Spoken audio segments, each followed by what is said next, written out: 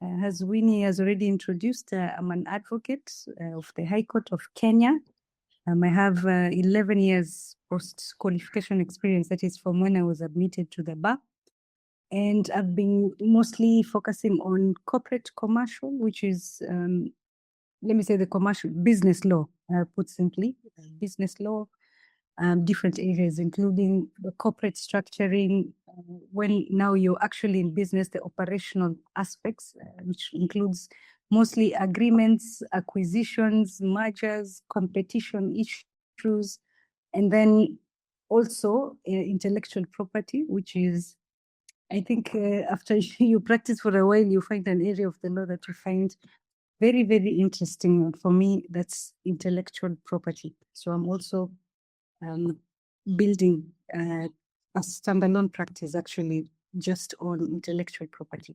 So I'm glad to be here. I joined the mentor pool of Vilgro this year. And so I'm happy to be here. How I would like to do it, because this is supposed to be nearly like a 2-hour session. If I talk by myself for 2 hours, it might be very boring. Considering, well, for the Kenyans or people in East Africa, it's afternoon. So I don't know. Here, listening to one person talking alone might be a bit too much. So how I'd like to do it is I'll go through and I'll talk. If you have any questions, if you have any particular question that affects your business, perhaps, and you don't mind sharing, you can actually just unmute or raise your hand and say you're asking for a friend and ask the question so that, we can all address it and we can learn together. Okay. And then the other thing is, even if you also have an experience or you had an issue and you manage to resolve it well, you can also just chime in and give an example so that we all learn. We'll learn from my experience and also from yours, which especially where it worked, or if it didn't work, but now after thinking about it, you figured out a better way, then also please either raise your hand or unmute, and you can also contribute. Right. Okay. So today's session is on co-founders agreements, and these agreements you can actually have a standalone agreement called founders agreement, which is like the initial agreements at the beginning, at the founding stage. So most times you'll find founders agreements, especially here in these African parts. This terminology is very, very American, the founders agreement. But to the common law bits, most people, rather, it wasn't a thing. You would actually just go and enter into a commercial agreement for the structure that you have adopted. If it's a company, you would be negotiating a shareholders agreement. If it's a partnership, it would be a partnership agreement, and so forth. But because of, now the globalization and the influence of the USA, and of course their success, then some of these terminologies are now mixed. So we have it. Here, in my experience, I found founders agreements are mostly at the initial stage, and especially where the founders are still also just trying to figure out what they want to do, what they haven't yet settled on a structure that they want to follow, but you need an agreement or something that formalizes the engagement. So if you do not incorporate any structure, at least that is based on Kenyan law, which is heavily modeled on the UK law, if you're doing business with somebody else, but you haven't adopted any other structure, then it's deemed a common law partnership. So you can say this founders agreement, at least based on Kenyan law, is also sort of a partnership agreement just to govern that business relationship between two or more people. But I think the keynote is that you can use it where you've not yet settled on a structure to adopt, or even you could actually have picked a structure and you decide to name the agreement between the shareholders or the founders. You can decide to also call it the founders agreement. So let's move to this slide. So why is a founders agreement important? I think if you're attending this session, there's a reason that has brought you to this particular session. And before I go through the pointers that I've put here, maybe actually let me go back so that people can speak from the experience, we can learn, and also just get an understanding of what some of your expectations are. Catherine, why do you think for founders agreements are important? Hi everyone, thanks Felicia. I think because two or three people are coming together to figure out how they're going to work together, they need to put aside some terms and conditions of engagement so that in case something happens that was not foreseen, they have a reference point. Yeah, thank you. Indeed, yeah, that's very good. Just setting out clear terms, at least even if not comprehensive, even if you've not thought about every single eventuality that could happen, but at least for the ones that you can foresee or you've thought about, you just set out some rules of engagement between the different founders. So thank you. Lisa, in my view, and also from experience, because as lawyers, we are usually brought in when people are disputing. So that fact, just thinking about what if we don't agree, what if there are issues, etc., and to set out a mechanism for dispute resolution can save the founders a lot. In fact, it can save a business because some disputes have actually led to the business being shut down. And if it was a great idea, then that idea, at least it will be executed by those founders. It dies there. All right. So thank you. I've seen Mackenzie. Sorry, but Mackenzie has just joined. Emmanuel.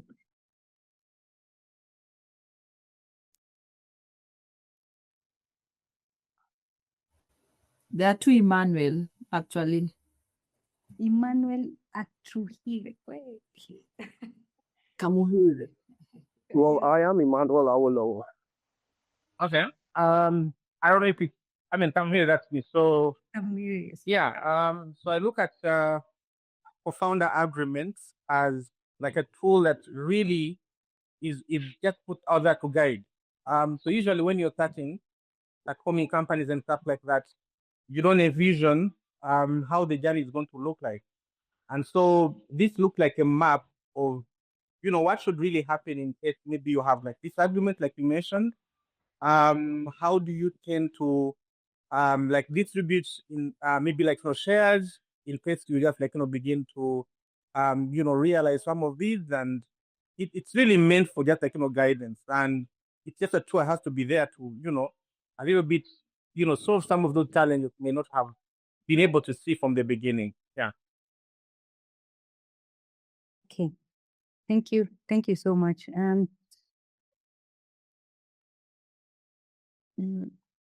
Okay. Kamuhire. I hope I've pronounced that correct. Yeah. So thank you so much for bringing that up. So another very important reason for having that co-founders agreement is just providing a mechanism for dealing with eventualities as you go. So it's almost like you have a structure for how you will process or make decisions for all the new things that come up along the journey.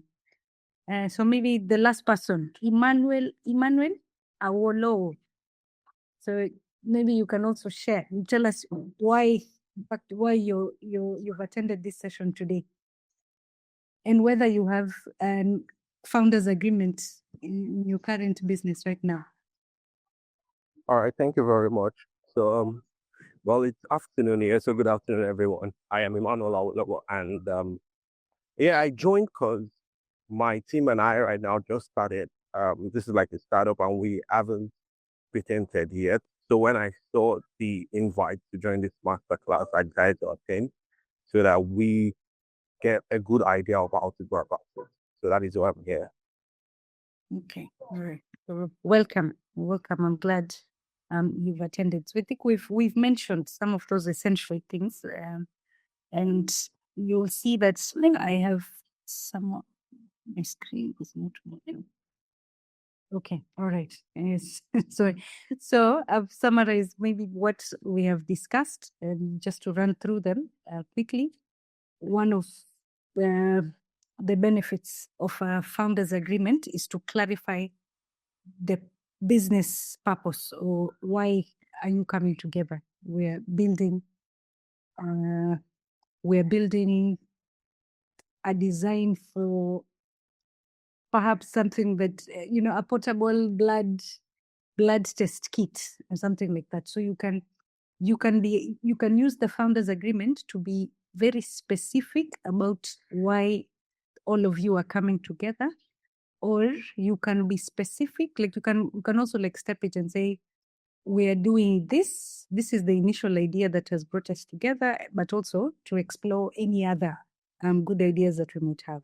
But it's actually very, very useful to be a bit specific, or to include like examples of something that you're actually working on, because should there be a dispute down the road, then that definition of the business purpose could be very important in the dispute resolution, especially if one or two people decide to divert, and they have now split attention into say, it can actually be very useful for dispute resolution. And then brings formality to the partnership. This is, as long as it's just, and most times businesses start like this, it's people who have a great relationship. You could be, perhaps you are college mates, you share the same room in the hostels, or it's your childhood friend. It could be, the place where you got employed, your first jobs, you met, the person you were sharing the desk with, you find out we click, and we have similar ideas, and you decide, let's try and do this. Or somebody's idea is shot down in employment, and then but two people there like, this could actually work, and we want to try and do it and test it. So the reasons could be very many as to why you have come in together. At that initial stage, everybody is excited about the prospect of that innovation. And so you don't ever see like you could have a fallout, or that at some point you might have a divergence of views. And if there is no agreement in place to manage a divergence of views, or to give you a mechanism or a way of dealing with any disagreements or any differences of any sort, then it could end up being, something that is so, like it could blow up and destroy the whole thing in the first place. So just signing a contract makes it bring some seriousness to what you are doing. Even meant psychologically, that I have signed a contract that is legally binding me to what I have committed verbally to do. So it has a good also psychological effect in just bringing some seriousness to the partnership. Another benefit of having a founders agreement is that it secures founders' initial investments. And if you think about yours, I don't know what different stories, but there are people who you had the time and the skill, and your friend has the money. You start, so the money helps you to begin, but then because you're the one who's spending a lot of time in the business, if there is no agreement that recognizes the sweat, the blood, and the tears that you have put in, later somebody else looking in, that value, the sweat value, might be discounted. It may not seem as important as somebody who put in the money. So these founders agreements, you can use them to also give value to your time, your expertise, even where you're not putting in money. And also, you can also look at it as somebody might be putting in money, but that's all they're doing, right? So again, it could ascribe some value also to the person like somebody has brought in money, and that was what actually helped that business to take off. So sometimes you can say, you just brought money, but we're the ones who built it, we're the ones of the skill. So if I leave, you won't be able to do it. But without that money, that seed capital, or that money that this initial founder brought in, that innovation or that business would never have had a chance. So again, for even sometimes looked the other way, the person who contributed financially it's also in their interest to secure the value or the importance of the money that they put in.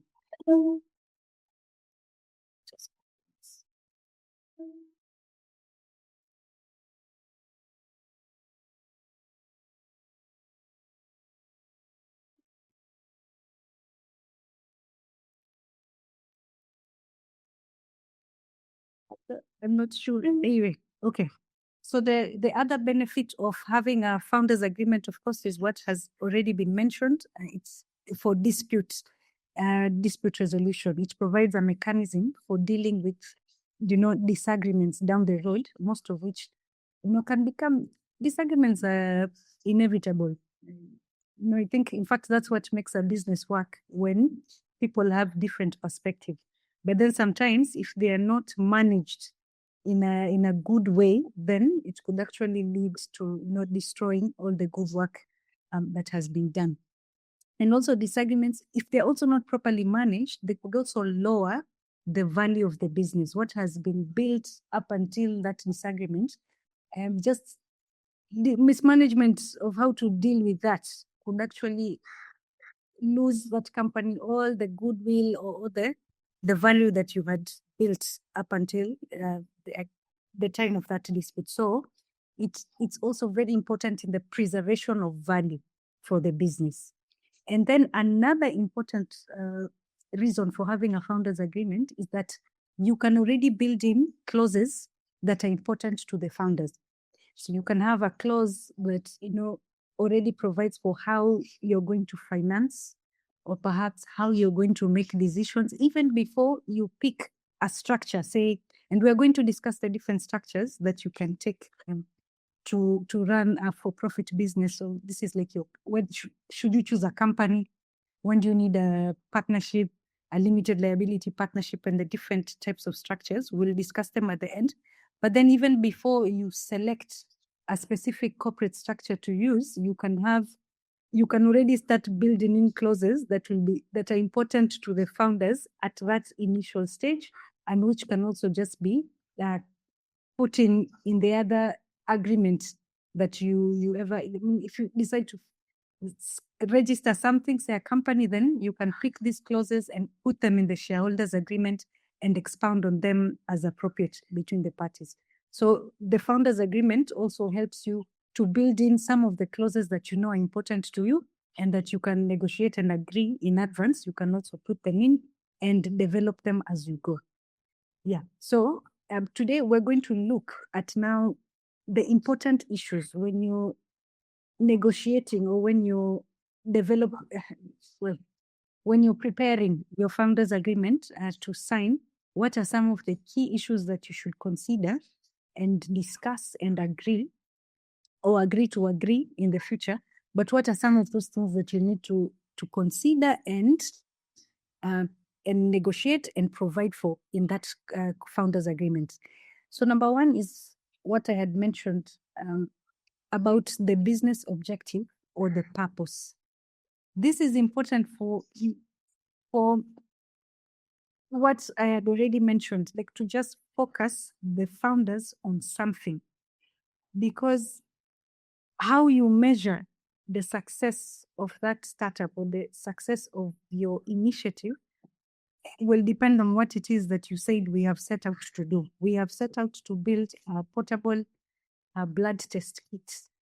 So you would put your performance indicators based on the development of that kit, from your alpha version to the beta version to what is the go-to-market version. Those would probably be some of the performance indicators that you put in place. So if the objective is too broad, then it will be difficult for you to measure the success. Similarly, the purpose or the business purpose is important. Later, you'll see one of the other key issues is things like non-compete. Should one of the founders drop off and start something that is very similar, the first business might say, you're competing with our business. But you'll only be able to define what is competition with the business if you have described what that business was in the first place. Saying we build health technology devices is very broad. If you restrict somebody from going and working on a business that is also in the same sector or a similar thing, it might be deemed to be unfair. If say you're accusing him of perhaps starting a competing business or soliciting etc. So defining the purpose is also crucial for eventualities, especially things like disputes down the road. And it protects both the members, the founders that are remaining, and also the founder that is exiting. So it's very, very, very crucial to agree on that. Now, the objectives, they need change. You could start with one idea, you begin to do it, and then you realize the market doesn't even need this, or how you were approaching it was very different from what is actually needed or what the real problem is.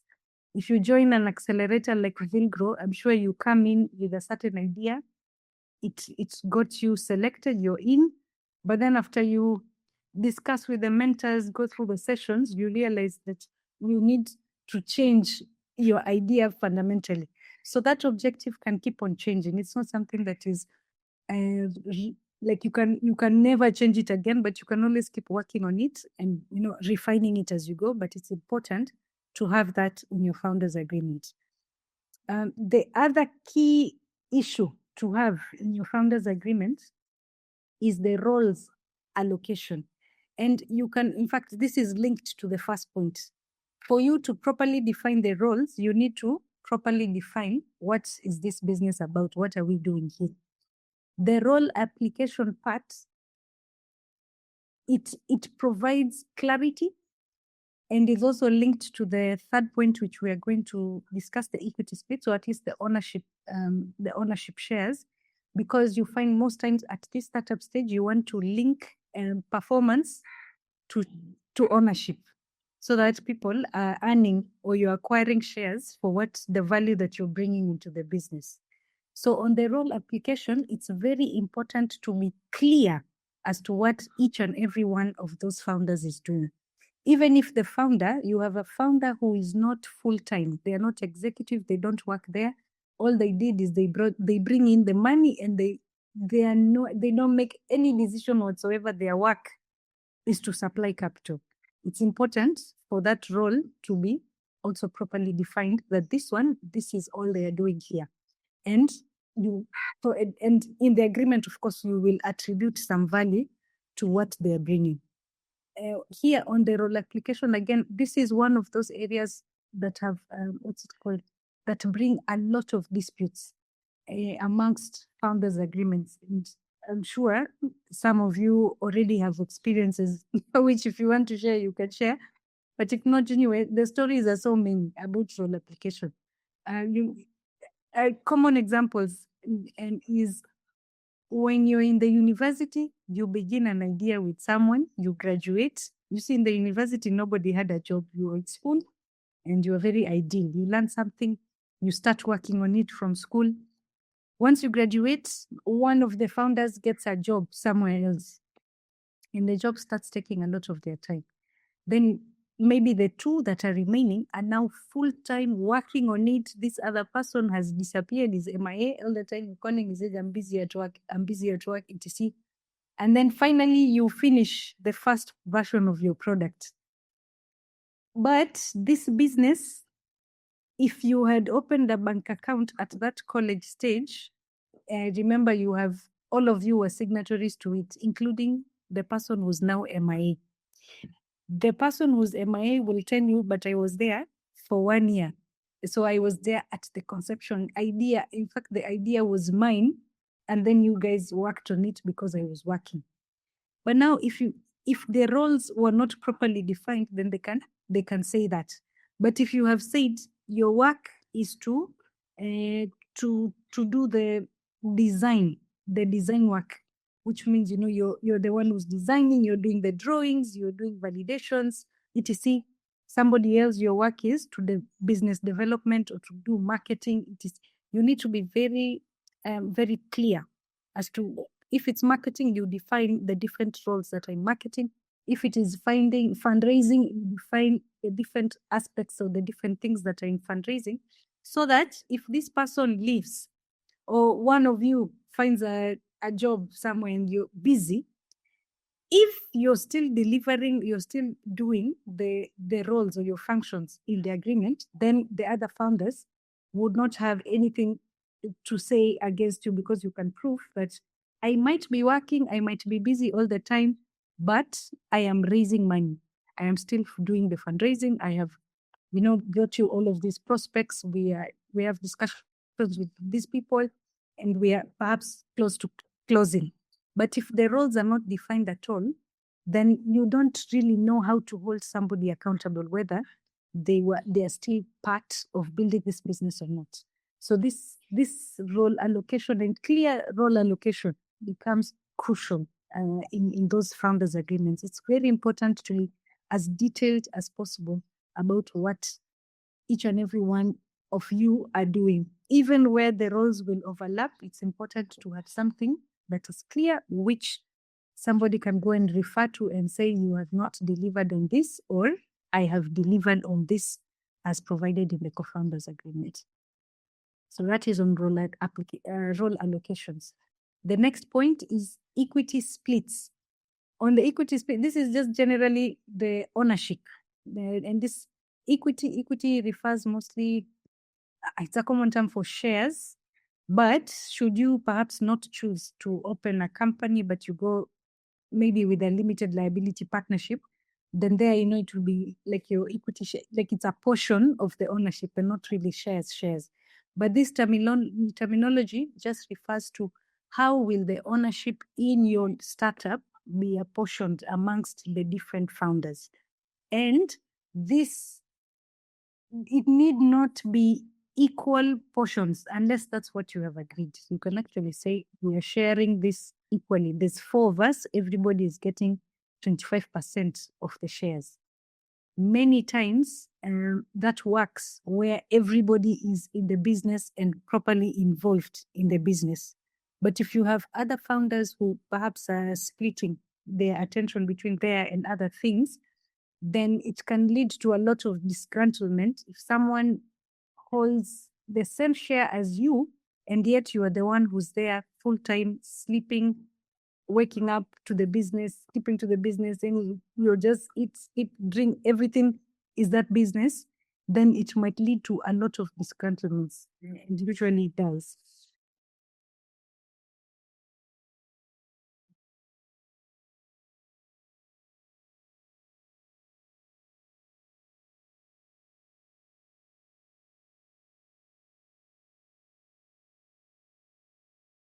Right. So the difference, or linked, just if you look down at point 4, there shares and options. One of the ways to reach an equitable apportionment of ownership in the business is to look at, one, it could be performance, the effort and results that somebody has brought into that startup, and also time, like where you base ownership on the time spent. So if you're there at the beginning of the business, 1 year later you're still there, then a fraction of that ownership rests to you. We say if you reach year 2, then also a bit of ownership comes to you. You reach year 3, then again, so you also sort of acquire by remaining in the business. And I think this also is it then covers things like, if someone might be very active at the beginning, perhaps for the first 2 years, they acquire ownership for that time that they were there, and then it stops there. So if they drop off, they leave the business, at least their effort for the years that they have been there, their value, the value of what they brought in is recognized, and they're holding a portion of the shares. And then if they drop off, then the ones who remain are the ones who keep increasing their shares in the business. So those are some of the ways of apportioning the ownership in the business. But then at the starting phase, where it's just you guys, the founders, that are deciding, you could go either way. You could sit down and say, we just split this equally between us because we are coming in at the same level playing field. Everybody is bringing in X, we value it the same. You can also at that point decide that I am actually bringing in more. Perhaps you're the engineer in that startup. So you're the one who's actually thinking through and developing the intellectual property, the designs, or the structure of whatever product that you're building. You're the one who's bringing it. And so from the onset, you decide that is very valuable. It's more valuable than the money that founder 2 is bringing. So you can decide from that stage that yours will be 60% and the other person will get 40. Or if, say, there are 3 founders there, the person generating the IP still has 60% and this other one will have 20 and 20. So you can also just split those at the beginning. Or you could decide to adopt this 4th one, which is put a vesting schedule so that people keep acquiring ownership as they go, and based on the performance, or rather, based on them actually adding value to the company. Now, if you choose this vesting, the vesting format to allocate shareholding to each other, for example, based on the Kenyan laws, like if you adopt the structure of a company, in Kenya, if you incorporate a company, you must issue share. There has to be a share that is issued. So you will begin with your founders agreement, including a clause that says, if we are here after 1 year, then we will incorporate a company. And when we do, those people who are here 12 months later, we will start a company and we will each receive 10% of the share capital that we start with. So at that point, your co-founders agreement is providing a mechanism now for codifying the ownership, or rather for formalizing the ownership in the company. And then it could go further and say, it can also provide for at incorporation of that company 12 months later, this type of, we will form a company and we will allot these percentages of shares.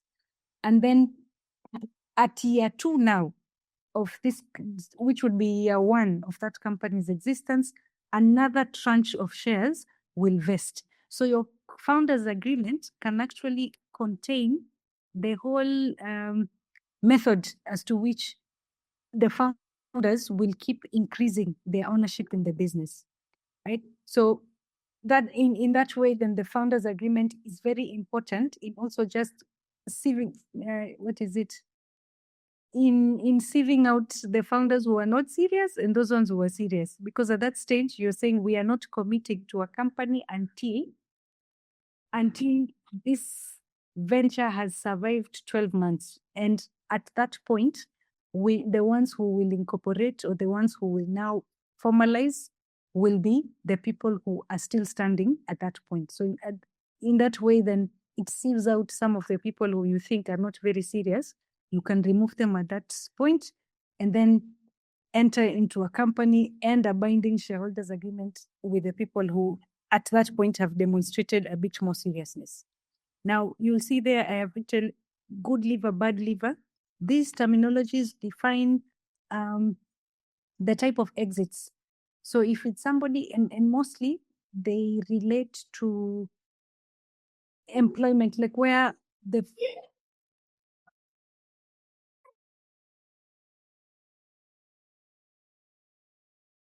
so it's mostly in those scenarios where the founders are also employed, or they are part of the business. They've also been contracted by the business to work in the business, so that if you leave on good terms, and good terms is that it is not gross misconduct, it's not a breach of the founders agreement, etc.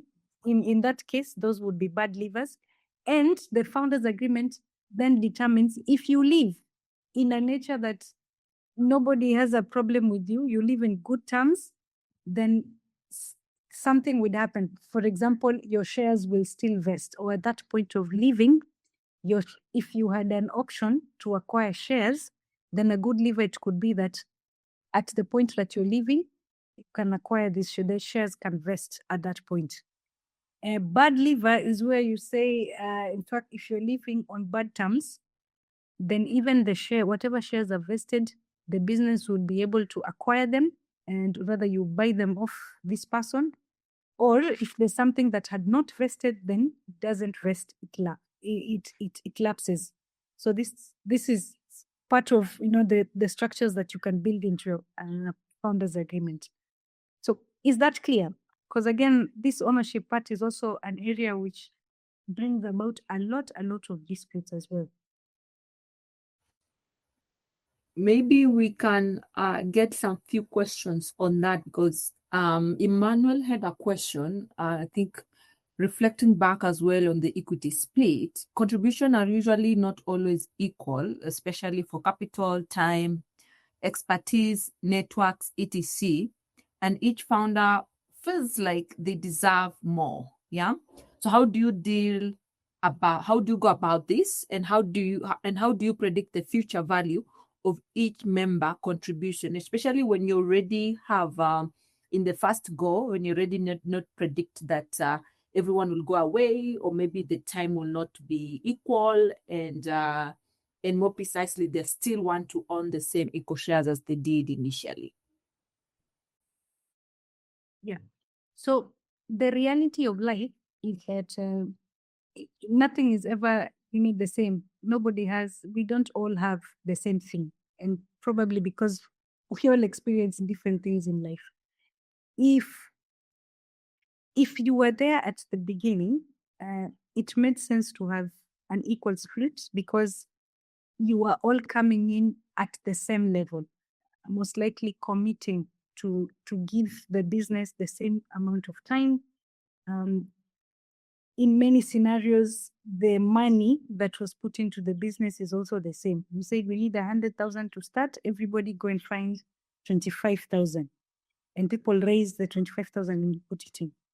But one person, and that's why it's important to do the role allocations, because how to rebalance the ownership such that it reflects people's contributions as the business grows is to properly allocate the roles that each person was going to give. So for example, if someone is developing, you're developing the product itself, you're the designer, you're the engineer in that business, then your role is clearly set. So if you meet each and every one of those, then if it says, if you develop this product, you get it to the beta version of it within 12 months, then you have satisfied this performance requirement, and say it's also time-based. So it says you do this in 12 months, then you can acquire another 10% of the shares. So if you don't get it to a beta version, and perhaps because now you went and got a job at IBM and you were super busy at IBM because you're also building other things there, and people have been trying to look for you. You're not there, or when you come, you're still showing them the same old drawings. You've not taken in any of the comments, any of the feedback. etc. 12 months later, there is nothing. Then it would be unfair to allocate for those 10% additional shares to vest at that point, because that founder did not deliver. So in that case, it shouldn't vest. Now, it then creates like a sense of fairness, because they didn't deliver and neither did they acquire shares, as opposed to if you were just moving along and the shares vest and you have added no value at all. Most likely, if one person was slacking off in their role, the remaining founders who were still within the business and active, they may have gone and found another person, perhaps now not really at founder level, now be at a level of employee.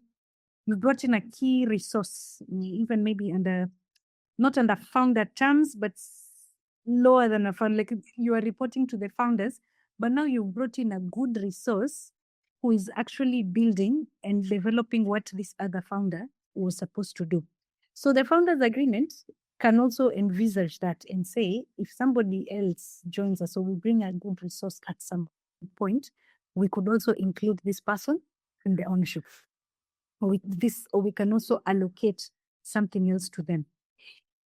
If, for example, another one is, say, perhaps in terms of fundraising, so you have one person whose role is to fundraise, or perhaps you can even say that whoever brings in money, depending on the different amounts of money that people are able to raise, then they are rewarded for it. You can build in the reward in terms of, say, a finder's fee, where the founder just receives a percentage of what they're able to raise, or you can also build it into the shareholding, the vesting. But then for that to work, you would need to have properly defined the the different roles that the people have. And then on the vesting, to have properly defined the conditions within which somebody will acquire additional shares. But then what people need to understand as well is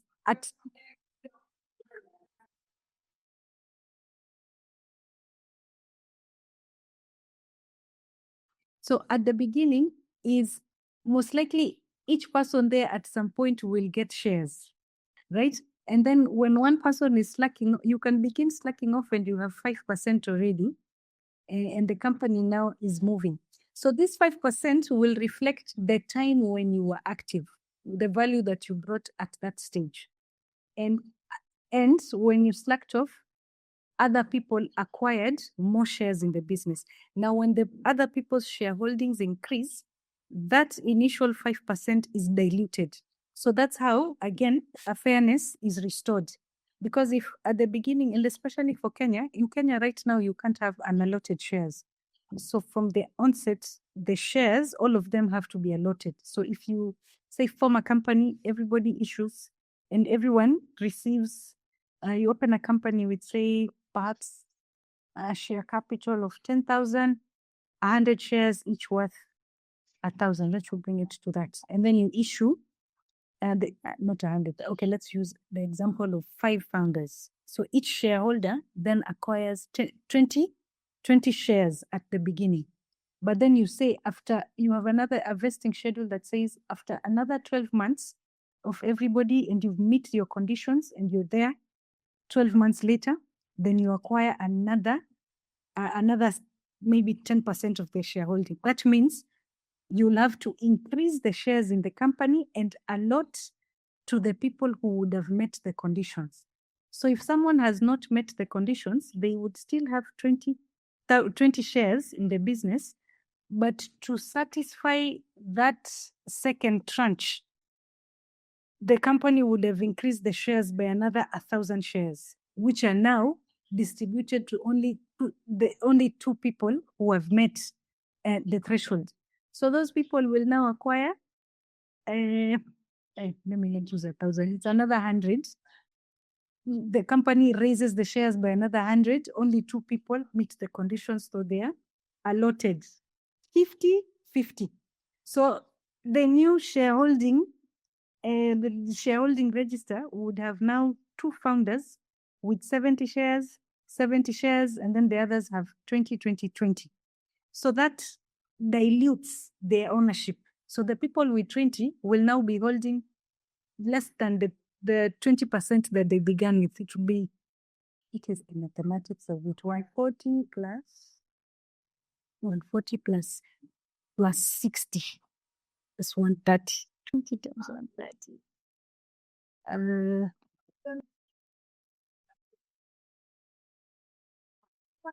I think it's almost like what? Is it to be about 15%, I think, dilution. So it will keep going down. If they stop, if that person was there at year one, they no longer meet any of those conditions and the other founders keep meeting them, then their shares will increase. And at some point, the founder who was lagging behind, their shareholding would have been reduced to maybe something even less than 5%. So at least that way, they don't have very big, major control or significant control over the company. But they would still be on the books because at the beginning, or at least they brought in the value or they contributed to the business up until when they dropped off. So that, I suppose, would be the reason. It would be how you plan it. Yeah.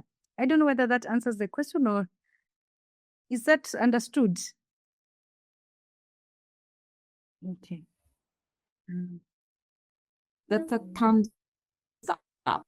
There is a question Yes. from someone else was asking, how should a startup handle the situation where a co-founder leaves the project very early before the solution is developed or reaches the market, but then they come back years later after remaining team has continued working as you're not the first contract. So you were breaking for much. Yeah.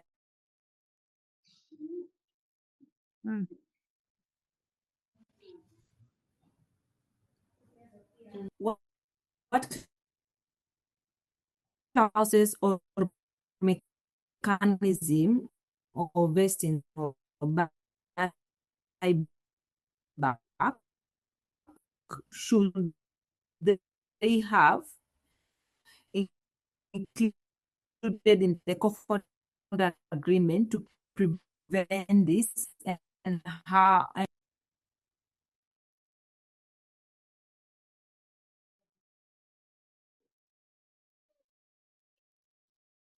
Hello? Hi, Felicia. I can help read the question because when he was breaking a bit, I hope you can hear him. Yes, so the question is from Kabiro. He's asking, how should a startup handle the situation where a co-founder leaves the project very early before the solution is developed or reaches the market, but then back years later after the remaining team has continued working and secured the first contracts to claim a share of the company? What clauses or mechanisms, that is vesting, buying back, etc., should have been included in a co-founder agreement to prevent this? And how can such a conflict be managed afterwards if no formal agreement was in place? That is a question from Kabiro. Okay. So if there was no formal agreement in place, then it would be difficult for them to come back and claim a share in the business. Now, how they could, the only way for them to come back and try and get value from the business. So there was no agreement in place, neither had you registered any structure. So they were not part of if you eventually the founders decided to form a company, they were not part of the shareholders. If it was an LLP, they were not on the register as partners or anything. In that case, they can't directly force somebody to issue shares to them, which is good. But if it's, these technology or intellectual property solutions, so if that's the one way they could come back, where they make a claim that part of that technology or part of that innovation that the company is using is in fact theirs. So in that way, they would come back probably in the form of an IP infringement case, depending on what it is that is being developed. If it's industrial designs, then they would come and say this the company or the founders have infringed on their intellectual property right, whatever it is, be trademark, industrial design, a copyright, whatever it is. And that's the only way they will be able to get value from the business, depending on how that IP clause goes. And that's also another very crucial clause to have in your founders agreement, to just have a very strong IP, that is intellectual property clause, that defines ownership. Because if you have many founders now, there some people have come in already with their some IP, maybe it was unfinished IP, and then that's what they brought in, the value, and then everybody worked to improve it and to turn it into something that was marketable. But as long as they are the ones who, or rather that they are deemed to be the authors or the owners by law of that IP, even when people significantly improve it, if there is no agreement to the contrary, then they would still be deemed to be the owners, and they would actually be successful in making a claim for infringement, and where they're now, and in a claim for infringement, they would be demanding that they're compensated for use, some paid some license fees or royalty fees, etc. So in a founders agreement, it should be clear who owns what IP. If people come in bringing in their own IP that they developed before the founders came in together, you must be clear whether all the founders at that point will be assigning the IP to now this business that you're developing. But then remember, if it's not an entity, the startup is not beginning with an entity, that is an entity that is defined as a person by itself, then it would be that, you just come jointly. You might be giving your fellow founders an irrevocable license to use your IP, the IP that you bring in at that start, like at that initial phase. So again, without a written agreement, you see all of these things would be things that, it's a she said, he said. If nothing is written, they'll probably be successful in saying, I brought this idea, and they'll demonstrate by pulling initial drawings that they did before the coming together of the founders. And then they'll say, you guys are still using my designs. You created derivatives of my designs, and they might be successful with it. So in a founders agreement, ideally is to say whether anything that is developed by the founders, you can decide to classify it as, we will jointly own the IP in this, in whatever it is that we develop, in any intellectual property that is developed by the founders. If you say that, then it means that everybody will have a right to it, and no one can commercialize it without the consent of the others. Right? So at least you'll already have put restrictions on each other. So even where, and in your question specifically, is that the person left before anything was developed. So again, you'll also provide there that you can say that it's what you develop, like what you are involved in. Up until that stage, there is joint ownership, or maybe if you have a structure, you can, the ideal is when you form any entity, the agreement in the founders agreement should be that it is joint ownership, but when we incorporate any entity, any structure, then all of that IP will be assigned to the structure, so that no individual owns it. It's now the entity or the vehicle that you have formed that holds that IP. That way, any disputes, nobody can leave and say, I have now revoked my license, don't use my parts. And maybe it's a very crucial part in the working of the entire product. So on that, especially in this where the solution is not developed and you have a lot of IP assets being developed, then it's important to have a clause that can say anything developed is, in fact, it will say that everyone grants an irrevocable license to the others to continue now developing on their pre-existing IP. And when you say irrevocable, it means they can never say cancel it right? And it's important to have that term in that IP clause, an irrevocable license, worldwide irrevocable license, which means you can use it anywhere for anything. And then another subclause there that says once the founders incorporate an entity, any structure, then all of that IP is deemed assigned to that entity, so that now none of those founders owns it. The IP is now held by the company where everybody is owning ownership in it. And in this case, if they left before the formalization of the business and the IP is assigned to the company, then they truly don't have an interest in it. If you left, you left.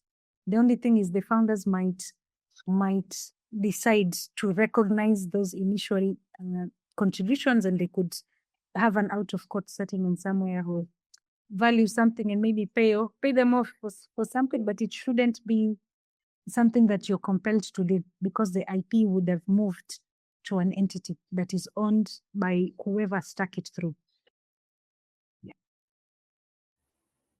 That's a good response. Question: is it ever too late to bring a co-founder agreement?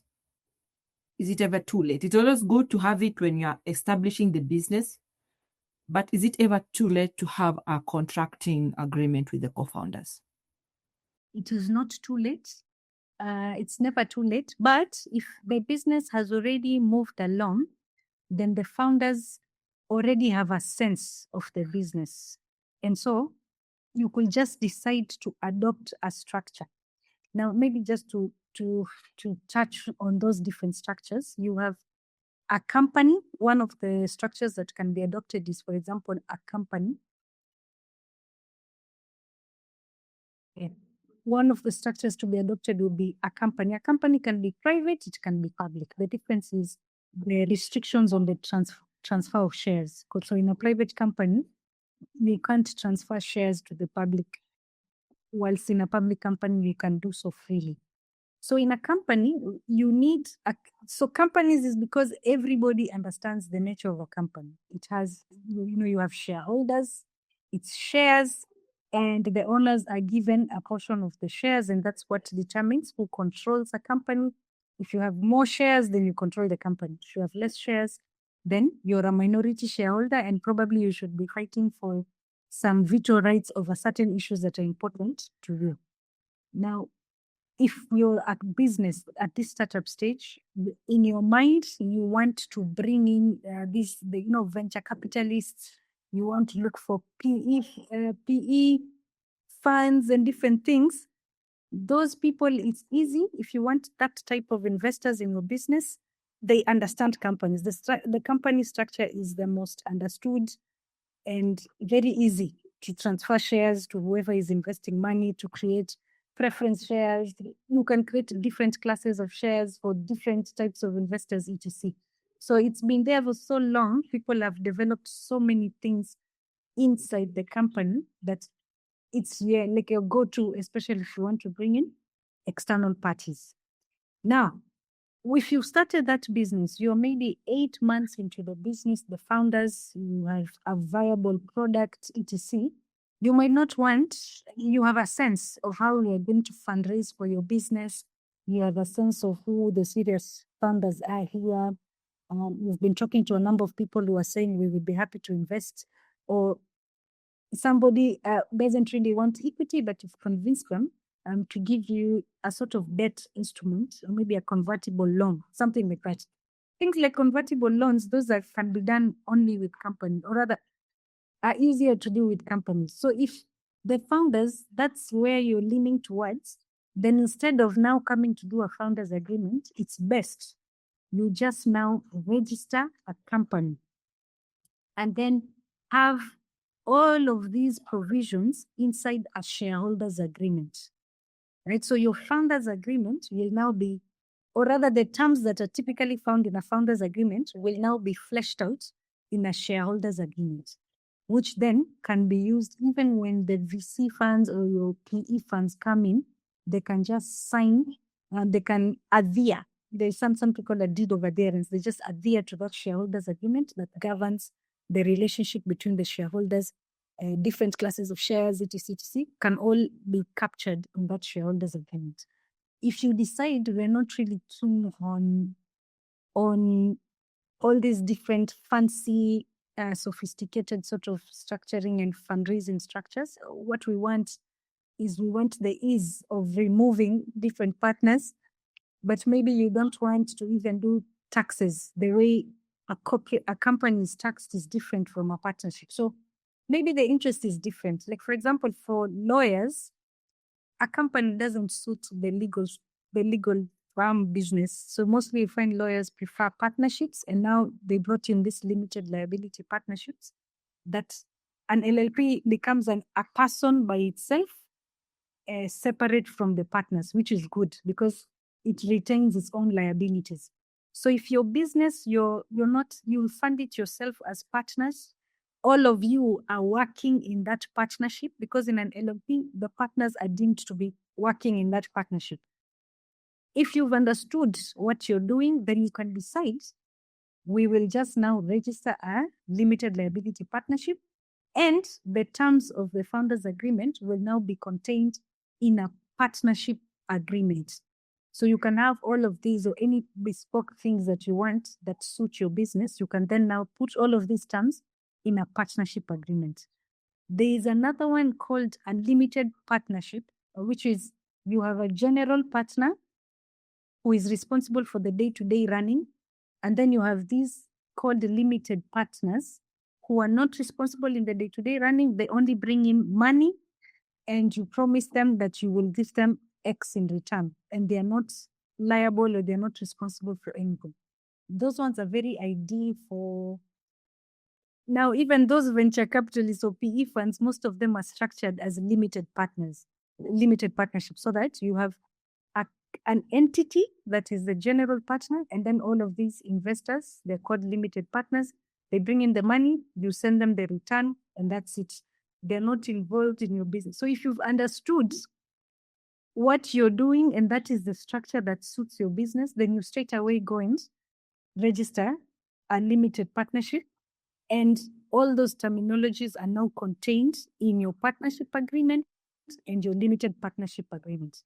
So you can have all of these there. If you've begun, go straight to whatever it is, because in any case, you will still get there. There's no need for you spending money on a lawyer doing a founders agreement, and then later you incorporate something and then now pay another lawyer to do for you to flesh out that other agreement. You might as well just go straight, choose the structure that suits you best, and build in those provisions there. Yeah.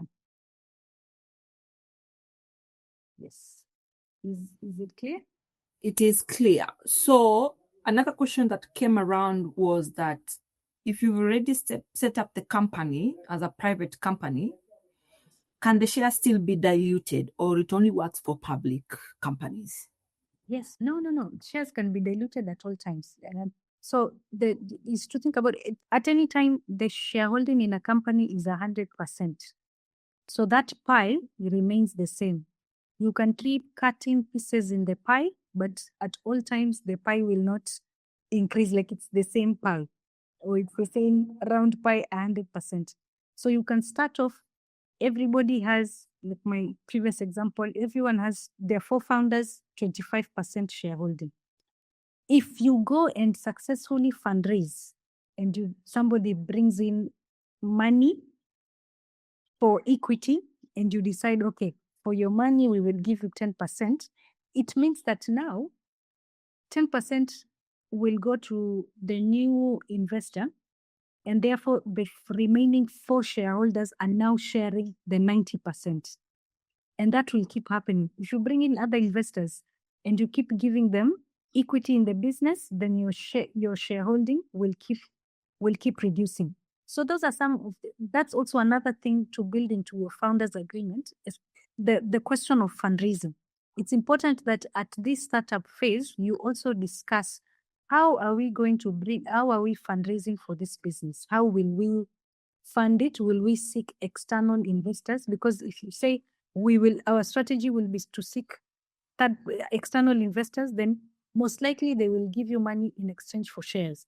So the founders, all of them now would would need to be conscious that whatever shareholding percentage or whatever ownership you're holding today, once the external investors come in, then your shareholding will slowly begin to get diluted. It would slowly reduce as these other people acquiring shares into your business.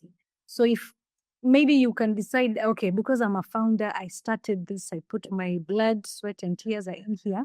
You can also provision in your founders agreement that yes, we will bring in all of these investors as we move, but for the founders, the initial founders who are standing, or rather the founders who are there at this incorporation, there is a threshold within which you can no longer be diluted anywhere under that. Like for example, you say at the very least, the last is 5%, and you build in an anti-dilution clause there to say you cannot be diluted less than 5%, so that you retain some ownership. Sometimes it need not be shares, by the way. Your shares can be diluted, but you can create like some special rights, some decision rights for the founders, which say, like for these major decisions, say for example, appointment of a CEO, or change of the business objective, or like what else? Like have these examples. There. Say a joint venture with someone, or these substantial investments, which is somebody bringing a lot of money, etc. Then you can have all of these, like these very special, very important decisions, and you say that for these ones, you give a veto right to the founders. So a founder could have been diluted to 1%, but where the business is thinking of, let's do a joint venture with another one, that founder has a right to approve or to reject that deal. So at least you retain some powers. Or maybe change of business. Maybe you were just, this is your life mission, your life passion. You don't ever want this to be, the business to lose focus from this. You can say this is an important decision, or a very important thing to me, and you carve out veto right for yourself, which you can build into the founders agreement and state that that right has to be reflected in any other agreement. That is, should you form a company, it should be in the shareholders agreement, partnership agreement, etc. So you can also build that in as well. Yeah. Thank you. And we lost your presentation. It's not sharing. I don't know whether this is related to the conversation. Linda is asking, it is challenging to do an evaluation of startup pre-revenue. Mm-hmm. How should it be looked at? Because it greatly determines the share contribution. Yes. So what you can also provide in your founders agreement is you can say that at a certain point, say you can have your set times within which the business or the startup will have to undertake a valuation. So you can build that in and say, after 12 months, we will refer or we will obtain a valuation from person X, like an expert. You even define who that will be. And then when that time is reached, then the business has to get a valuation, which then informs everything else, or everything else, which is how the shares will be valued, how they will be allotted, or how they will be acquired. So that valuation is important at the vesting, but in most cases, the share options or these the share options or call options, etc., most of them actually, you can actually sit down and put a price. So you can say we will, and the price doesn't need to be, you will buy them at 70 shillings. You can say that you will buy them at 70 shillings, or you can say we will buy them at 20% discount of whatever valuation comes back from this independent expert X. Right? So it could be, you can put like a percentage of that value that is determined at that time. So it won't matter what the valuation comes back. We'll just say that this one, it's discounted, so 20%, and that's what we'll do. And then now you get the figure. So you can always build in your formulas inside the founders agreement, if you want. In term when like for example, in cases where the dispute resolution mechanism or the deadlock resolution mechanism says that in the event that the parties can completely not agree, then they could acquire each other's shares. And of course, the mechanism of acquiring each other's shares would be there. The very different types of systems that you can do it. But however, it is like if the deadlock resolution mechanism provides for it in this in your founders agreement or any other agreement that reflects these terms, you can also set a valuation method for those kind of eventualities. So you can always put them in, which could involve referring that to an expert or an independent expert who can now place a value on the share. Yeah. Or sometimes it could be like, for example, for this, what are they called? These ones, what Y Combinator, YC. It's like a system in the US. Anyway, for them, they say that you almost have like a floating share that crystallizes when you get the first, like the Series A funding. So the person who was invested in the business doesn't really acquire shares until you now get a corporate investor bringing in the money. And then in that, you can now agree that whatever price that is set by this corporate investor, then your formula is calculated based on what this investor brings in. So that way, because during the initial phases, you don't really have a valuation, and also getting a valuation might be very expensive. So you can decide to place your formula on something that is bound to happen. If an investor is coming in, they will probably undertake a valuation and offer a certain price. So you can say whatever price is accepted, then you peg your valuations, like you make it a percentage of that at which your shares crystallize, you get a value. So you could try different things. Yeah. Thank you. That was very much insightful. No more questions. Over to you. Okay. So I think we've discussed this slide, IP ownership. We have discussed it. Remember, IP is not just what you're building, because I think you guys are in health tech, right? Hardware. So remember, it's not just about that hardware. It's not just patents and utility models and industrial designs.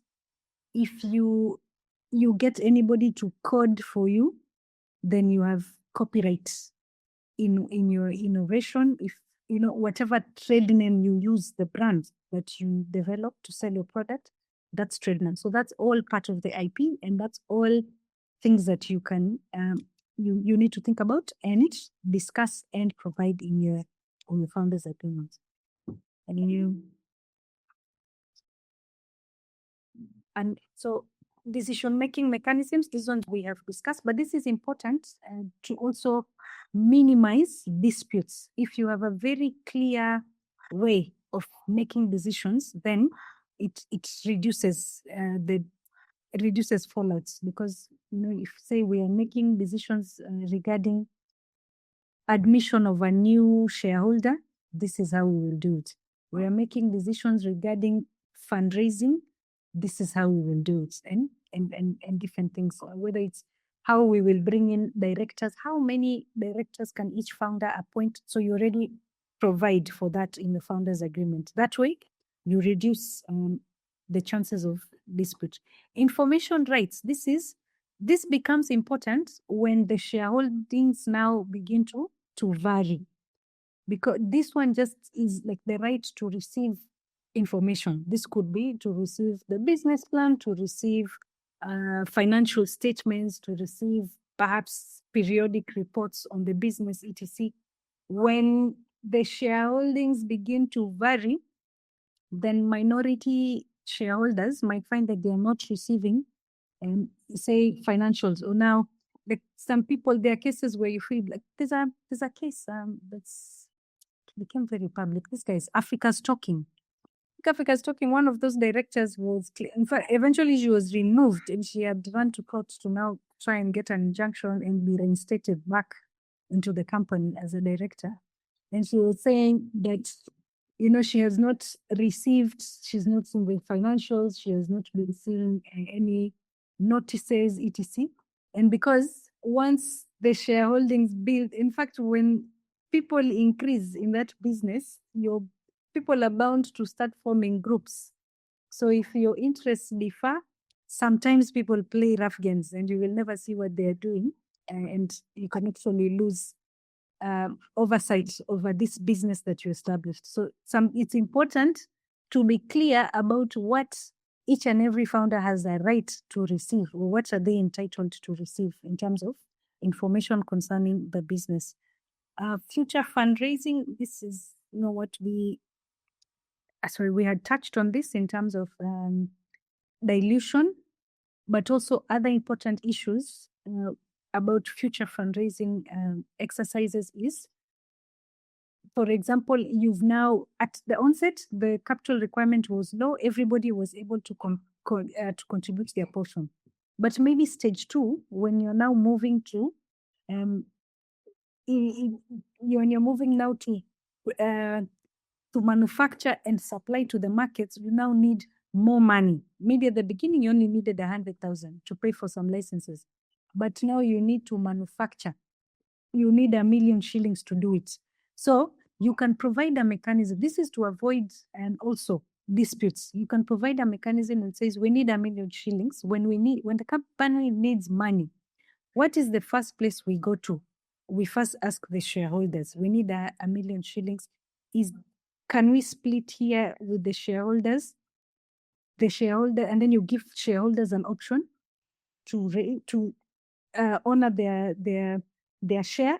If they do, they acquire shares, like their shares are increased. If they don't, then at least you were given the first right to fund the business, but you were unable to, and you have indicated in writing, I'm unable to honor this. And you can have a provision that says, if this one is unable to honor it, don't offer third parties first. Offer the other founders. Ask them if they would like to increase the amounts that they're contributing, and they acquire the increase in shares. And only if none of the founders is able to provide the additional money required, will we then try and find external parties. So you can actually provide all of these in your agreement, step by step. If we decide we're going to get a loan from a bank, what would the decision-making process be? Maybe you can decide for us to borrow from a financial institution, we have to get 85% of the votes for this loan.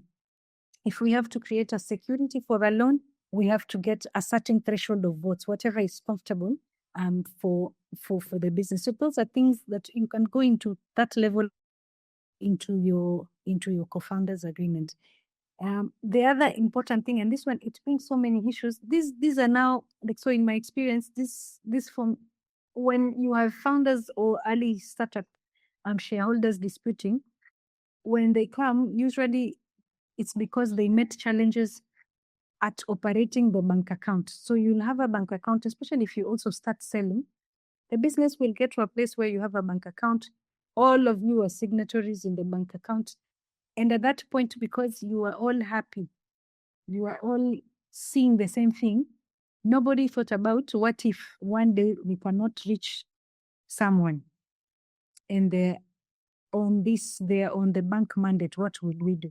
So the founders agreement can be clear. You can actually, like, say, especially if there's more than, or at least if there are 4 of you, you can decide that it's a pool. We have pool A, pool B. So at all times, get a signature from anybody in pool A, another one from somebody in pool B.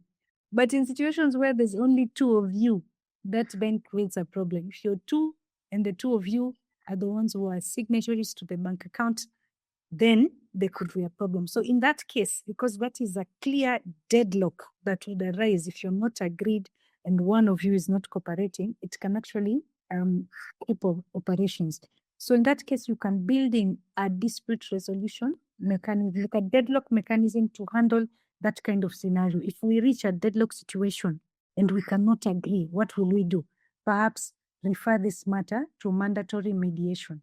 Or you can say, we trust Vilgro, they have been helping us, they have nurtured us. So we will get an expert from Vilgro to sit as the arbiter and decide. You can even give that arbiter the authority to make a definitive decision and say, okay, I've listened to this. This is how it will go. And then the parties would have to comply with that. Sometimes a decision could be given and somebody is still not compliant. What do you do? So in that case, I'd say that's where now in such scenarios, you probably need lawyers. You needed lawyers to even have prepared powers of attorney, undated ones, and kept them. So that should there be a dispute, the procedure has been followed to a certain place where now you have somebody who's just not cooperating for the sake of it, then the lawyer has now authority, or someone, it could be another expert, has authority to put dates on those power of attorneys, submit them to the bank for a change of signatory. Because the process has been followed, and so we have now reached eventuality 6, where now all is not working. This is where we have reached. The decision has gone to this side. Now we need to submit powers of attorneys to change bank mandates. So that is, you can be as exhaustive as possible. You can think about all of those scenarios. But I find most times when you're at the starting phase, everybody is excited, everyone is happy, everyone is getting along. It might be difficult to think about all of those scenarios. What if we disagree, etc. So there, maybe an independent advisor might be able to provide for those scenarios well, so that you build them into your agreements. Okay. Other issues, another important issue that I thought to mention is building the team. So at the beginning, it might be just the founders, and this agreement would cover the founders. But sometimes, as that example I mentioned, which is a real case that I have faced, one of the founders could just disappear. And they were critical in the development of that product that has brought everybody to the table. In that case, you bring in somebody else with the similar expertise, but then they're not founders, they're not shareholders in the business, but now they're crucial. There's like a crucial resource that you have brought in to now build that product, and so that the company can take it to market. So in that case, if this resource is very critical, you might want to offer some incentive or promise that, if you're here with us, you help us to develop this, we might give you equity down the road, and you provide the procedure for how that could work. Again, you can decide even maybe we will not incentivize in that way. We will just give you an employment contract. And if you do, then you must consider how will we meet the obligations. Especially if you want to treat somebody as an employee, then you need somebody will have to be the employer. So if you don't have a corporate structure, who will be the employer? Will you be joint employers as individuals?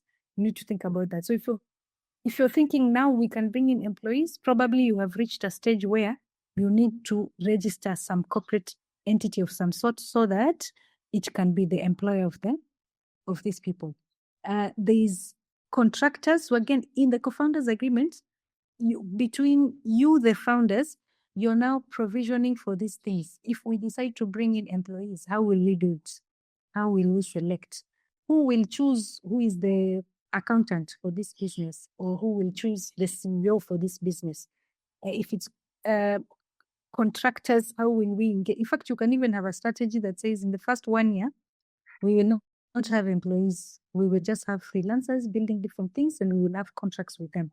But if you have these freelancers or contractors, then you must ensure that and this is now separate from founders agreement. If you choose to do it this way, then you must ensure that you have proper contracts with them.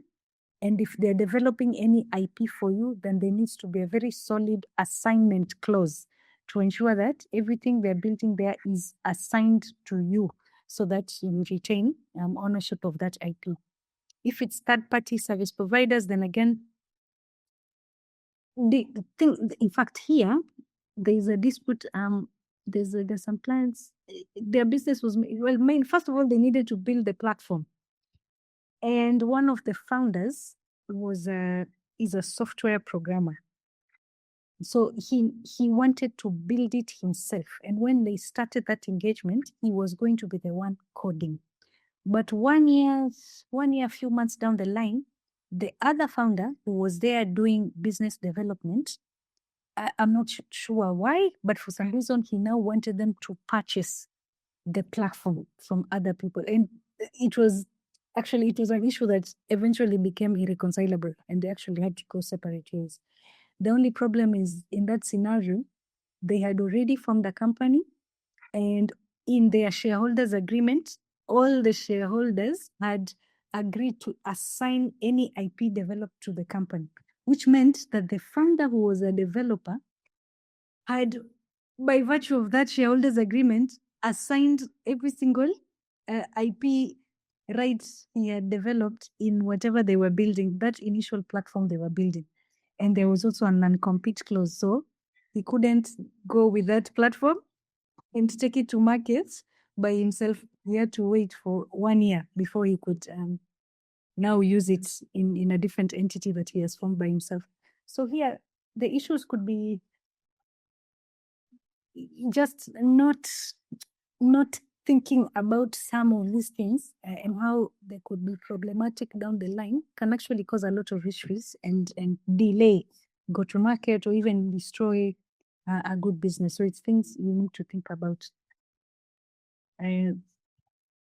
Post-termination restrictions. So this is, post-termination is if this founders agreement ends and the founders go separate ways, you can decide to include things like non-compete clauses, or if a founder exits and leaves the others, especially if you haven't yet gone to market, then the remaining founders do not want that exiting founder to go and do the same thing and compete, because they have knowledge of how far the development has reached on this side. They actually have access to the IP that has already been developed.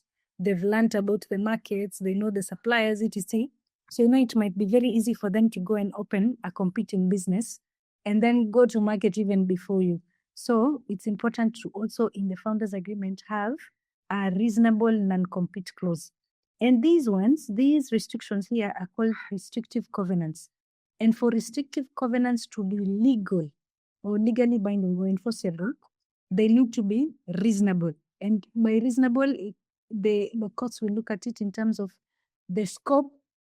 If you are developing maybe a device for neonatal care, you can't have a non-compete clause that is preventing the person from even going to get involved in, say, something to do with kidney management. If you have something that is too broad, that captures everything in the medical field or in the health technology field, then it can actually be deemed to be unenforceable because it was not reasonable, right? So it has to be something reasonable in terms of scope. It should be something that is directly related to the business which you're now restricting to protect a business interest. And in terms of time, so you can't say you're prevented from competing for 10 years. What might not be reasonable depending on what it is that you are building. And also geography. So banning someone from doing something in the entire world might be deemed unreasonable if especially if your innovation was just an improvement to something that is already existing all over the world. If you have something that says you can't do this anywhere else in the world, it might actually be deemed to be unreasonable. So it has to be reasonable. The other restrictions, common ones, is non-solicitation of employees and customers. So because you see, they were there with you, building the business, developing the goodwill, etc. And there might be some key resources there where they know this is the guy who can actually build the thing. If you don't have this restriction, then that exiting founder can come and leave with your entire department and cripple what you're doing. Non-circumvent or non-dealing. Non-circumvent is that they don't go and get somebody, use a proxy to do these things that you have restricted.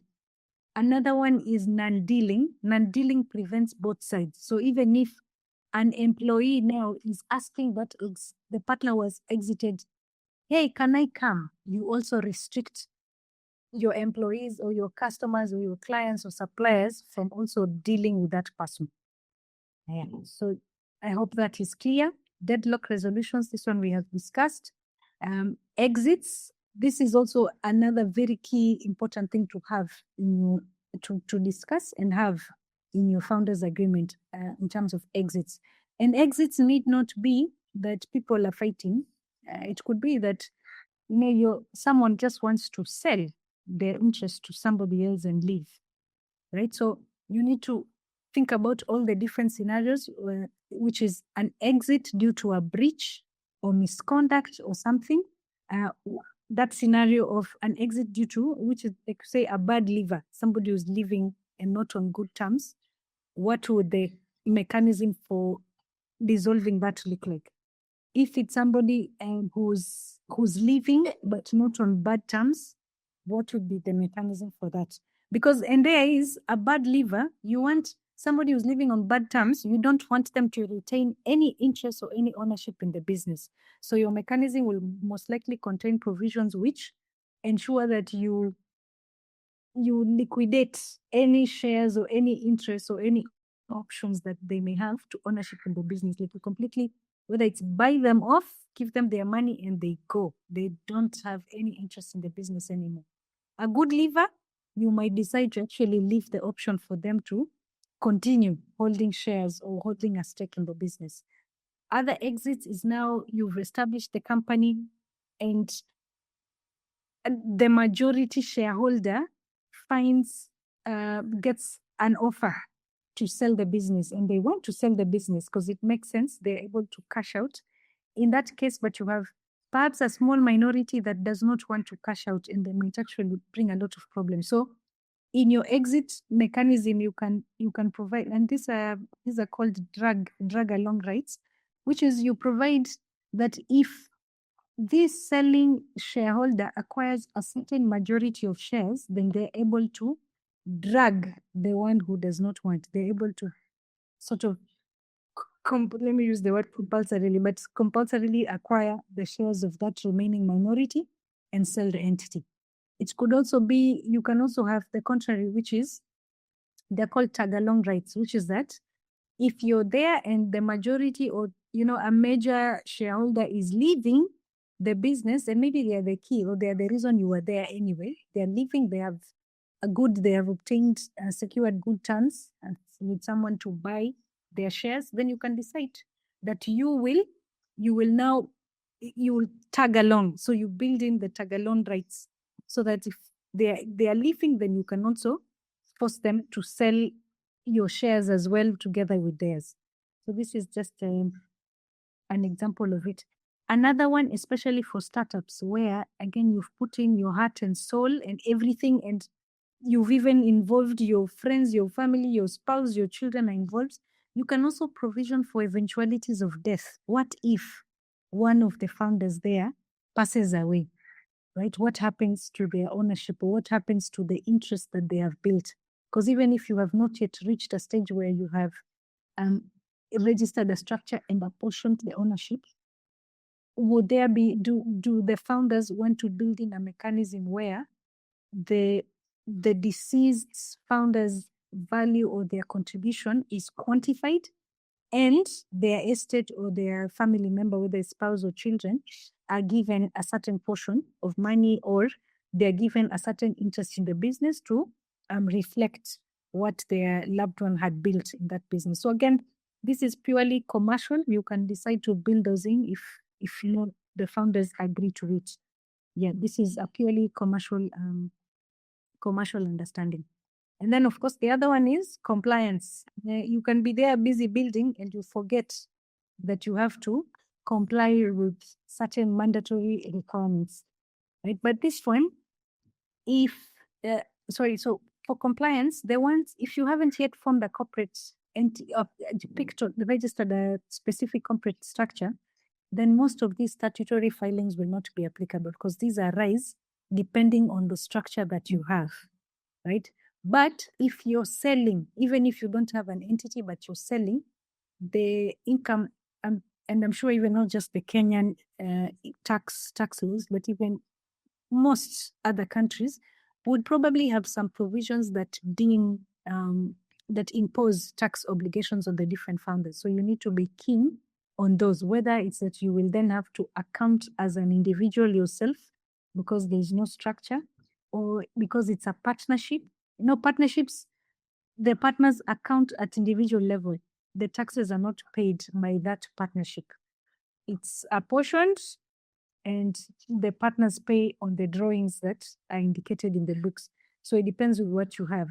Data protection, that is mandatory. Whether you have a corporate entity or not, if you're collecting any personal information, then you need to be conscious to ensure that you maintain the privacy of that personal information. And where you're processing it, then you have legitimate, or you're doing lawful processing. You have a legitimate reason as to why you're processing, whether it's that you have obtained consents or you're doing it in performance of the contract or whatever it is. But these are some of the compliance areas that you need to have at the back of your mind, because any breaches, even if you've not organized yourself in any structure, but a breach here can bring a lot of problems to everyone. And in fact, if you don't have a corporate structure, then at least under Kenyan law and English law, that is in Britain, you will be deemed to be in a common law partnership. And like, if you're not registered in anything and there's more than, like, it's 2 or more, here in Kenya, you're deemed to be in a common law partnership already. And a common law partnership, any liabilities of one partner are payable by all of them. The partners are liable for each other's liabilities. So if any of you commits any breaches out there, anyone who has a problem with that partner can actually, in their lawsuit against that one, add everyone. And if you're found liable, then all of you will be liable to pay. So again, these are things that you need to bear in mind. And if you're not yet ready to register anything, then you can provide liability provisions in the founders agreement, or indemnities, you can build them into the founders agreement. Are there any questions there?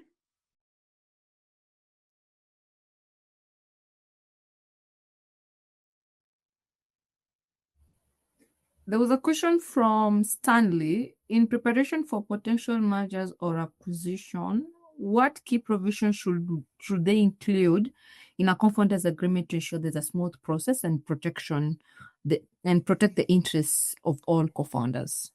Sorry, just repeat the first part. In preparation for potential mergers or acquisition, what key provisions should they include in a co-founders agreement to ensure a smooth process and protect the interest of all co-founders? Okay. So some of those things that you need to think about is to tie any loose ends. So if, say, you have picked an option where you've decided ownership will be acquired gradually, so you have share options, which means some of those shares, as at the point of acquisition, for some people, maybe the shares would not have vested, so they vest every 12 months. So you are now at month 24. Month 24 is when a new tranche will vest, but the merger is happening at month 18. So you see, those shares will not have vested. So an investor coming in the books, they will see your old shareholding and not this new shareholding. So again, if you're anticipating a merger or an acquisition, then the founders need to also agree that maybe these shares can vest as at the date when the new investor is coming in. They deem all of those options to have vested, like the shares to have vested in the founders, so that they can be able to also sell off the shares and get returns on their investment. So that's one of the things to do. The other one is also to check. Maybe they are not even investing anything. You're just holding your shareholding, and you're bringing in an investor. Thing is to also be very conscious about what that new investor and what the new investor means for you, especially if you're acquiring shares. Because if you're not keen, you might find that you're being diluted, your shareholding is being diluted, and you're not really receiving significant benefits from it, because perhaps the money is being pumped into the company and not you directly, but your shareholding is reducing. I think a good example will be Facebook. Is it Facebook? Mark Zuckerberg and the other, it's called Eduardo Severin. You know, one of those issues is when they found their first VC investor, it seems Severin did not really read the paperwork, and so he got diluted without knowing. Right? He was Mark Zuckerberg was accusing him of delaying in signing and delaying in moving things, but also it means he was also a bit sluggish in also reading the paperwork. So by the time the new investor had come in, Mark Zuckerberg was receiving shares together with that VC fund. So he was receiving shares in that new class that had been created that had more rights. And this one was being left as an ordinary shareholder, which meant his shares were getting diluted, and also the rights were also getting reduced. So you should be very keen, especially where the new investment means, or that merger means creations of different categories of classes. The classes are increasing. Someone is getting, I don't know, 5 shares. Another one is, class A, class B, this one has voting shares. You must make sure that you read, you understand the classification of your shares and what that new proposed classification means. And for sometimes mergers might involve share swaps. So you're getting shares in that other entity and you're giving up some shares in your side, right? So again, you just need to understand, what does that mean for you? Because if you don't appreciate the proposal, then you might find yourself significantly diluted or significantly stripped of some rights that were very important to you, because they can decide that voting rights are in this class of shares, and then you didn't read the paperwork, so you are remaining in the residual class, which now no longer has voting rights over some key issue. So I'd say there, the key is to be very what's it called? To be very keen to read the paperwork. Even if you won't read it, get an advisor to read it for you and tell you, what does that mean for you, your shares, your interest in that business. Yeah, and also, by the way, some other ones, okay, so there's scenarios of a merger, but then also these scenarios of debt, especially these convertible instruments, convertible loan instruments. So when, at the time when you're getting that loan or that debt instrument, the company or the founders are confident that you will be able to pay back the money. But should the business not perform as expected, and you have given a convertible loan instrument, then they might be, if those triggers for conversion are met, and the holder of those convertible loans decides to convert them and acquire shares in the business, then also it could potentially dilute yours in the business. So again, I think there is just to be keen to read the documents. Just read the documents. If you don't understand them, or if you don't want to read them, get an advisor to read them for you. Yeah.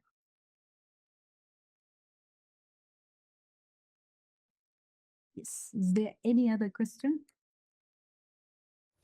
None has raised, but for me, I'm learning a lot. I'm learning a lot as well. Right. So this is the last slide, which is, I think we've actually discussed some of these corporate structures. And the choice of the corporate structure depends on your business. It depends on your preference. It depends on your fundraising strategy and ease of compliance. Like I've told you, partnerships, and also by extension, limited liability partnerships, they don't pay tax at the corporate level. Like the LLP does not pay corporate tax. the partners account for tax as individuals. They do their own, they account for taxes themselves as at the individual level. So there won't be the 30% tax on that would be applied to a company. Because if you consider a company, in a company, it will pay 30% corporate tax. And then that is, you've closed your books, you pay 30% corporate tax, and then the profits remaining after tax, if you decide to issue it as dividends, then the dividends are also, there's a withholding tax on dividends, I think at 5% if you're Kenyans. And I'm using the Kenyan example. If you're Kenyans, and then there's also 5% withholding tax. So you can look at the different tax points. For LLPs, there's the LLP closes its books, declares what is profit, apportions it to the different partnership accounts, and then the partners account at the individual level. So at that point, the partner can still deduct all the deductible expenses for tax purposes before they say that this is now the profit that I have made. We're now paying that graduated scale on it. So it depends.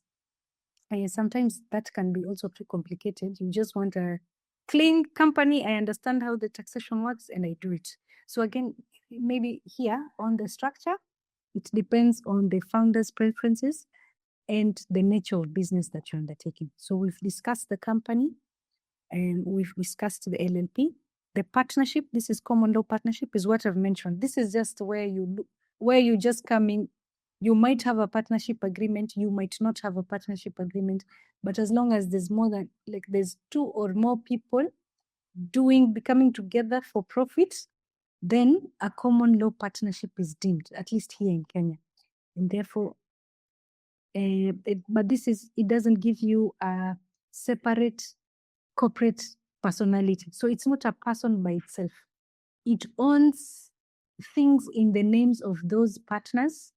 The partners are liable to each other for any mistakes or any breaches by the partnership. So at all times, the legal person is those individual partners in that business. Here in Kenya, when we register something like you can register a business name, at least for the Kenyans, and even the other jurisdictions, there might be a provision where you can register as a sole proprietor, but then you can add other names. So you have the proprietors of this business, but it's not a company. If you have that business name registration or sole proprietor sort of registration, then if there's two or more, you most likely fall within this partnership, at a common law partnership, which the disadvantages is that liabilities are, you're liable for each other's breaches. The other one is limited partnerships. This is the one I mentioned that these PE firms like, because a limited partnership has a general partner, and the general partner can be a corporate entity. A general partner can be a company. And then you bring in now the investors in the form of limited partners, so that the general partner is the one doing the day-to-day. They're the one making the management decisions, and we're the ones who would be liable for breaches.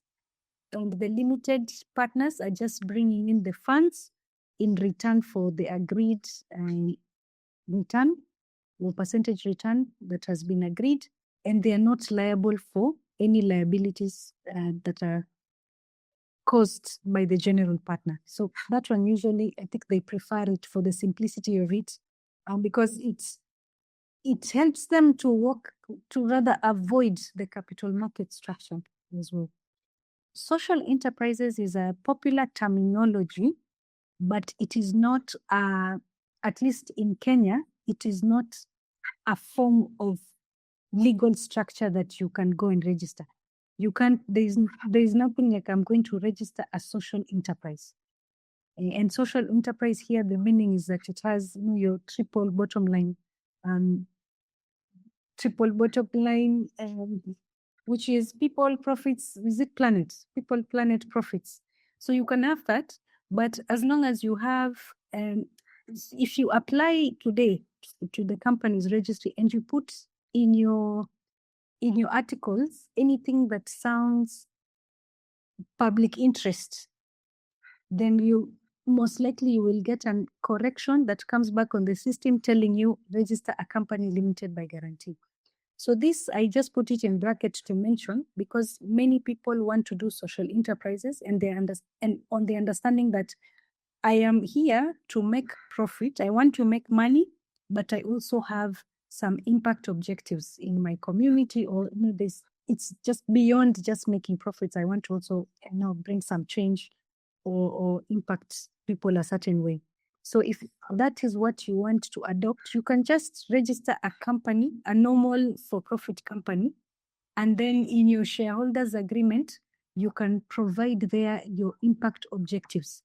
And then maybe say like the company will have to direct or designate 20% of its profits towards funding this particular cause, or that we will sell these eco-friendly GCOs at if say your profit margin, what you set is you say our profit margins will be 30% of the cost, then you can say, okay, for when we will always do maybe 25%, so that or rather from the 35% will go towards perhaps giving some preference to a certain community or whatever impact things, objectives that you have, you can build them into the shareholders agreement or into your partnership agreement. You can have it initially in the articles, but the articles, at least in Kenya, the articles are very, very much dealing with the day-to-day governance issues. But nonetheless, you can also, there's a way that you can draft them in. And that is just your typical company. But you can also choose to adopt this company limited by guarantee. But the only restriction with this company limited by guarantee is that you're restricted from issuing profits. So you can't distribute profits to the shareholders or the members of the business. You can make a profit. This company limited by guarantee can actually be in business. They are providing products for money, but they must put all of that money back into the objectives that they have declared in their memorandum. So if you are putting your impact objectives, or whether it's people or planet or whatever good or sustainability objectives you have, if you've listed them, then it means whatever profits that you make, you can only plow it back into achieving the objectives, and that's the disadvantage. So this one, if you want to issue dividends, you want to distribute profits to yourself, then a company limited by guarantee is not ideal. But if you want this, because maybe part of your fundraising strategy is to receive grants and donations and whatnot, you can adopt this structure. And then you can have now contracts for yourself where the company employs you or engages you as a consultant for a fee. And that's how you'll extract money out of the business. Yeah. So I think that's all on the structures. Is there any question? Any question? We have about 1 minute to end the session. This has been very insightful for me. I know there's a question that was shared earlier, whether we could share these slides with everyone. So verify that that's okay with you. All right. Okay. Anyone with any question? Hope that was clear. I'm gonna share the recorded session as well to you all for references as well. And then in case you will need one-on-one clinic or one-on-one session with Felicia, please let me know so that I can arrange that directly with her. But hopefully this has been helpful for you all and has been opening for everyone who has overseen such challenges or foresee to see such challenges or have already experienced such challenges. I know a few of you who have faced such challenges, and hopefully you can adopt such mechanism. And if so, if you need any help, Felicia is now a part of our pool of support advisors in the department. So please reach out if you need any support and if you're populating any of that. It actually benefits more for the ones who are within our portfolio companies. But hopefully you've enjoyed this entire session. And we do have an upcoming session, which is going to be very more interesting, which is the third-party service and contracting. How do you deal when you're being provided third-party services from someone else? How do you think about that processes, ensuring that the structure of the engagement, the structure of the agreement is actually being fulfilled, and commitment from both parties are also being considered here. So this is going to be a build-up of other sessions, hopefully to see you all in every of those sessions and learn a bit more about how to incorporate all those mechanisms into your startup entrepreneurship journey. Thank you all. Thank you, everyone. I'm going to share an email after this for your reference and for your feedback. If there's any question, please respond on the email as well. Felicia can be in a position to help you all. Overall, I will have more sessions that will be building up on this, hopefully not to miss it out. Thank you very much, Felicia, for the wonderful session. I've enjoyed it. I've learned a lot, and I'm yet to learn more on this whole entire scope when it comes to the legality aspect of it all and other things that are considered in the upcoming sessions. Thank you so much. Have a lovely evening all, and we'll chat more later. Thank you.